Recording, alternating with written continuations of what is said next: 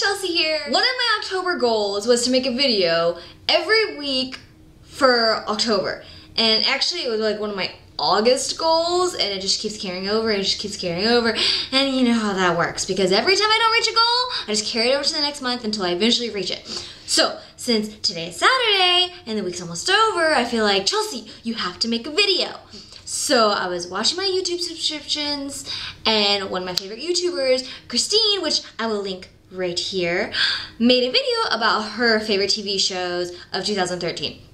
And if you follow my blog, I like TV. I watch a lot of TV. And it's not like I sit down and I'm just like, what's on today? It's like I have tons of TV shows that I'll just watch, and I'm obsessed with them.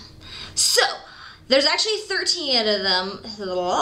There's 13 TV shows that are on my list of 2013. And I'm gonna start at number 13.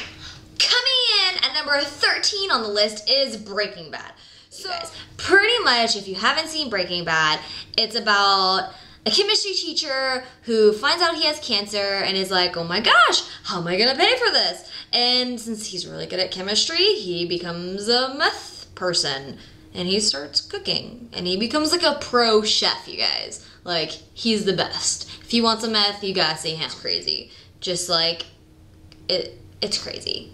The shit that happens. Just at number 12 on the list is American Horror Story. Now, American Horror Story is a little different because it has the same characters every season, but it's different storyline. Like, the first season was about these people and they move into a house and it's pretty much haunted. And there's this nanny slash maid who looks really old to the men, but really old to the women, but looks really sexy to the men. The first season, you really have to watch a few episodes because the first few you're like, what's going on here? And then it's good. And then the second season is about an asylum that they're in, and it's kind of crazy. And there's a serial killer, which has a twisted plot to it, but you should watch it. American Horror Story. It's American horror, pretty much. Coming at number 11 is X Factor. X Factor. I hated The Voice. I hated American Idol. I couldn't watch any of those shows. Those shows, I couldn't watch it. But I think I can watch X Factor specifically because I love Demi Lovato. Demi Lovato is just amazing. And then the fact that like Emblem 3 was created in Fifth Harmony, I feel like it's so real, and how it gives like the background stories of the people, and I get really emotional. Like, I think I cry every episode because it just tells something about the people, and I'm like, I love you. And I'm a really emotional person. X Factor is pretty much just another music show, but it's good. Simon Cowell is hilarious, and him and Demi together, just like they're bickering, so funny. They hate each other, but they love each other. It's a love-hate relationship between them, you can tell. Coming at number 10 on my list is Dexter. Pretty much Dexter is about a serial killer who is secret, and he works in a forensic lab. He's a blood splatter analyst,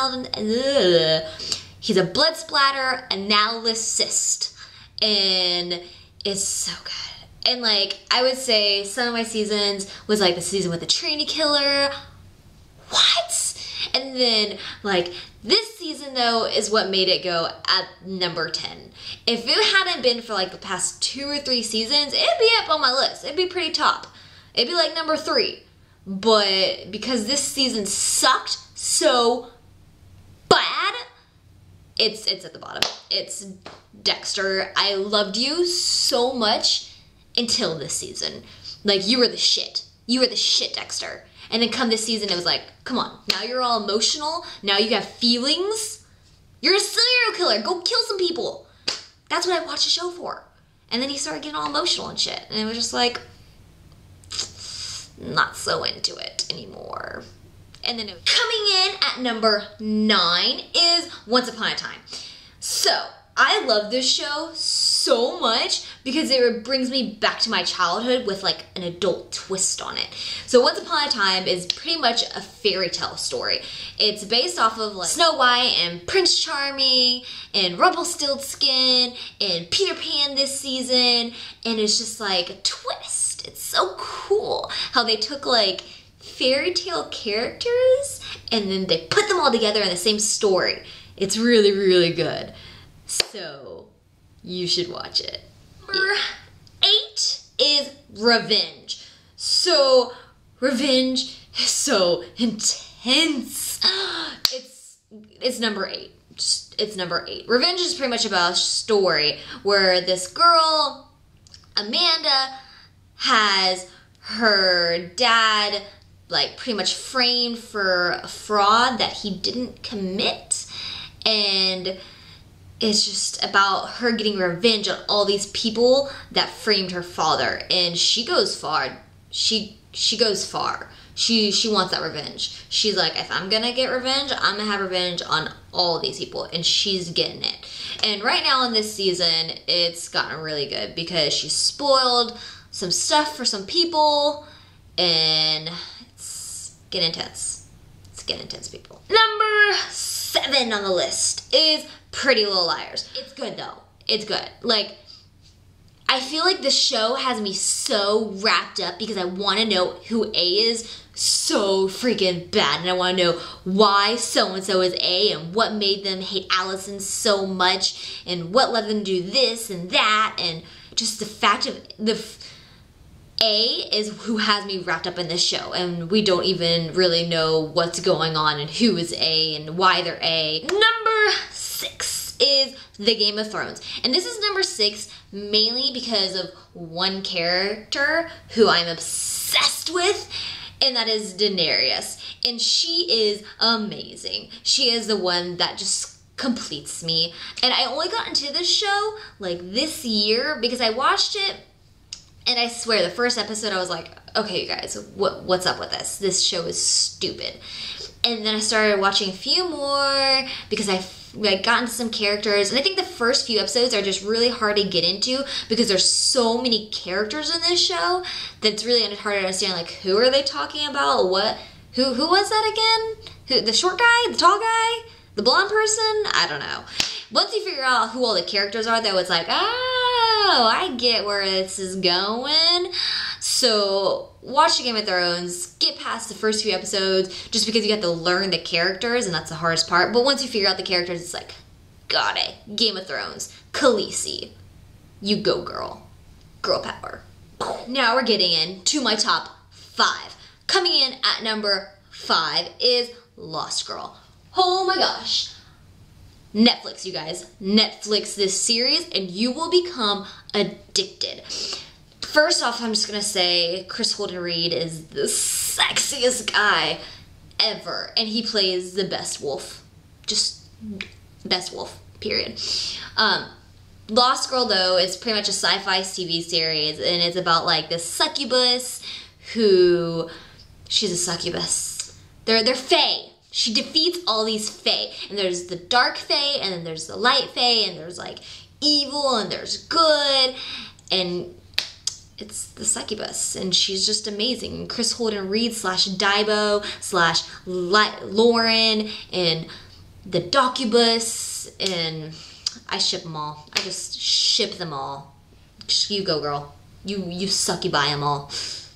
Coming in at number 4 is Teen Wolf. Teen Wolf is pretty much about this kid who is wandering in the woods, and it's like all of a sudden like, rawr, you're a wolf now, and you're a badass, and you don't know what to do with it. And so he has to turn to this guy who becomes his mentor, and I'm not going to ruin it for anyone, but it's intense. And there's just a bunch of different storylines going on. Like, I mean, his girlfriend, Allison, she's just bow and arrow, like she's all Hunger Games on that shit, and I like it.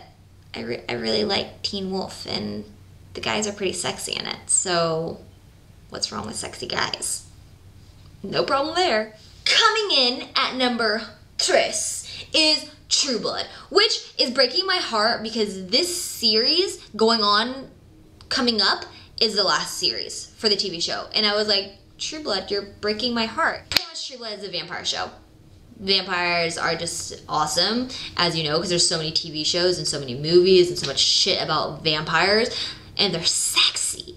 Just Eric Northman. Come on, you guys. Sexy. Sookie is a person who lives in Louisiana, and Louisiana has a big amount of vampires. And at this point, how the story is based, people know about vampires. They know that they exist, and they have synthesized this true blood. And true blood is pretty much like a Coke. It's like a Coke for vampires, but it replicates human blood. So that way vampires don't have to feed off of humans all the time and go all crazy. So that's why it's called true blood. And the vampires go crazy anyway because they're vampires. And it's awesome. Number dos is The Walking Dead. Zombies, you guys. Zombies. I always talk to my friends. I'm like, hey, what would you do if a zombie apocalypse happened? And they're like, they've never even thought about it. Like, come on. I have this shit planned because of Walking Dead. If a zombie apocalypse happens, I can't go. I'm gonna live in the woods, or not in the woods, on a farm for a little while, like they did. And I'm gonna grow my own animals and have my own food. And if a horde comes, I already know what's going down. I already know what to do. Do you know what to do? I know what to do because I watched The Walking Dead. And it's about zombies. And it's crazy. Crazy good. My number one TV show, which was kind of hard to choose which is number one, but this is one of those shows that I can't miss it. Like, if it's on TV, I am rushing home and I'm like, Vampire Diaries is on.